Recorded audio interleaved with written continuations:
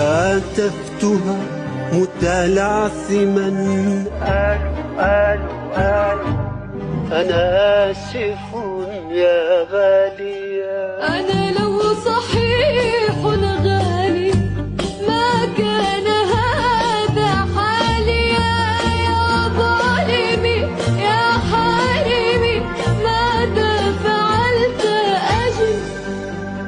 أجل قلبي يخصك بالسلام، ردي السلام، ردي السلام، ثم اغرقيني بالعتاب وبالملام. ثوري اغضبي اتهميني، أنا سبب الخصام. ثوري اغضبي اتهميني، أنا سبب الخصام.